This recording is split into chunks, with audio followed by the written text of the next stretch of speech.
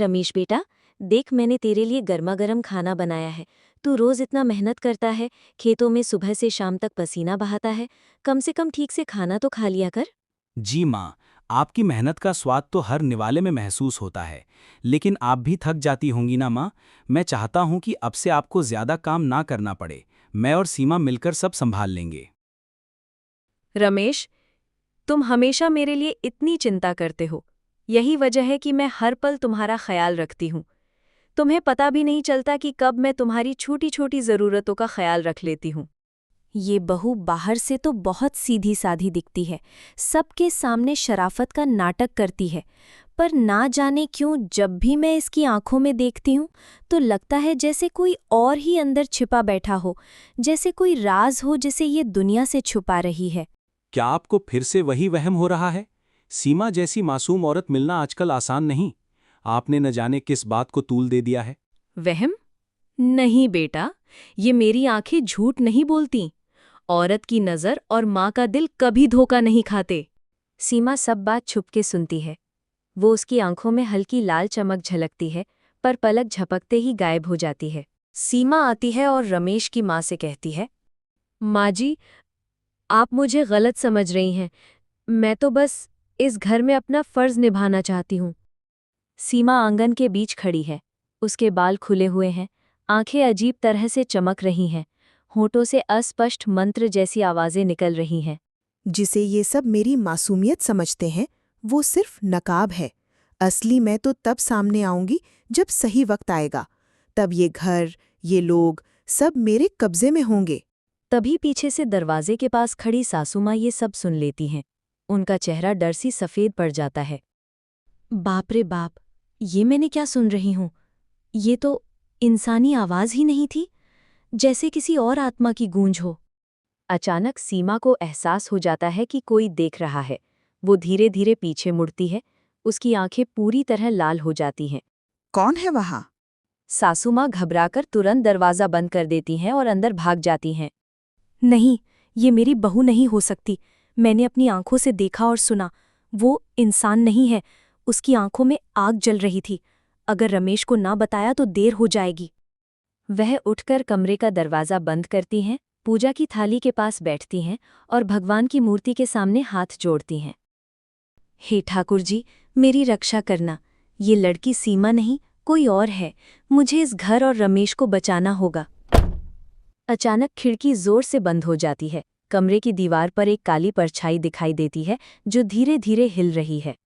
हवा और तेज हो जाती है। परछाई अचानक सासू माँ की तरफ बढ़ती है। सासू माँ डर के मारे चिल्ला उठती है। कौन है? सामने आओ।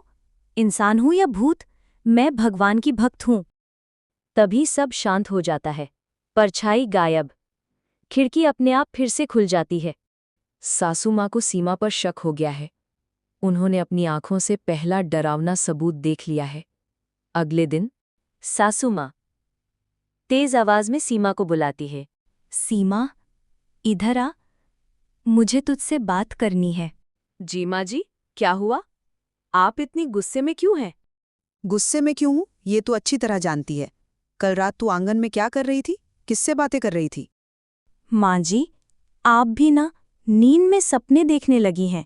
मैं तो कमरे में सो रही थी। शायद आपने किसी और का साया देखा होगा।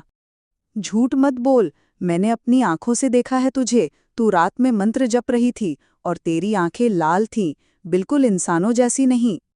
तभी रमेश अंदर से बाहर आता है। बस भी कीजिए माँ। आप बार बार सीमा पर बेकार के इल्ज़ाम लगाती हैं। क्यों उसे सताती हैं? बेटा, काश तू देख पाता जो मैंने देखा। ये औरत तेरी बीवी नहीं है, कोई और है। मुझे तो लगता है आपकी माँ मुझसे कभी खुश नहीं होंगी। मैं जितनी सेवा करूं उतनी बुराई ही सुनने को मिलती है। सीमा तुम चिंता मत करो, मैं तुम्हारे साथ हूँ। माँ को गलतफहमी हो रही है। सीमा जैसे ही अपने रूम में जाती है उसकी परछाई बदल जाती है। परछाई में एक भयानक चुड़ैल नजर आती है। लंबे उलझे बाल, खून जैसी लाल आंखें, नुकीले दांत और डरावनी मुस्कान। मुझे कोई नहीं रोक सकता। ये घर, ये लोग, सब मेरे होंगे। और जो भी मेरे रास्ते में आया, उसे मैं मिटा दूंगी। अचानक दरवाजे पर दस्तक होती है। रमेश अंदर आता है। सीमा, तुम सोती क्यों नहीं हो रात में? क्या तुम्हें रात में नींद नहीं आती है क्या? सब ठीक तो है ना? अगली सुबह सासू माँ ने पूजा की थाली सजाई है और मंत्र जप रही हैं। रमेश और सीमा दोनों पास खड़े हैं। बेटा, तेरी बीवी इंसान नहीं है, ये उसी पुरानी हवेली की चुड़ैल की आत्मा है जो सालों पहले पंडितों के श्राप से मरी थी। लोग कहते हैं उसकी आत्मा कभी चैन से नहीं गई और अब उसने तेरी बीवी का रूप ले लिया है। बस माँ, मैं आपसे ऐसी बकवास और नहीं सुनूंगा। सीमा मेरी पत्नी है और मैं उसे किसी और रूप में मान ही नहीं सकता। अचानक से सीमा अपना रूप बदल लेती हैं और धीरे धीरे हंसते हुए कहती हैं, कितनी मासूमियत से मुझ पर भरोसा करता है ना तू रमेश, यही तो मुझे चाहिए था। सीमा अपने असली रूप में बदल रही है। उसके बाल और लंबे हो जाते हैं, आंखें लाल चमकने लगती हैं, दांत नुकीले हो जाते हैं। अब सच छुपा नहीं रह सकता। जिसने मुझे पहचान लिया, उसका अंत आज यहीं होगा। मैं यूसी हवेली का आत्मा हूं, जिन्होंने मुझे एक रात में मार के फेंक दिए थे सब।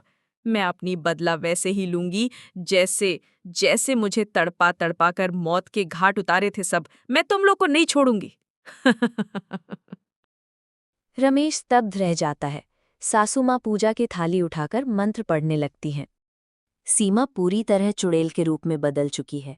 उसके बाल खुले, आंखें लाल और चेहरे पर खून जैसी लकीरें। मैंने कहा था, जो मेरे सच को जानेगा उसका अंत निश्चित है। अब ये घर और इसके लोग मेरे होंगे। सासू माँ कांपती हुई पूजा की माला उठाती हैं और जोर जोर से मंत्र पढ़ने लगती हैं। जय माता दी, तेरी माया बड़ी है माँ। इस अपवित्र आत्मा से मेरे घर की रक्षा करना। हे दुर्गा माँ, शक्ति दो, रक्षा करो। चुड़ैल चिल्लाते हुए हवा में उछल जाती है। उसके चीखने की आवाज पूरे घर में गूंजती है।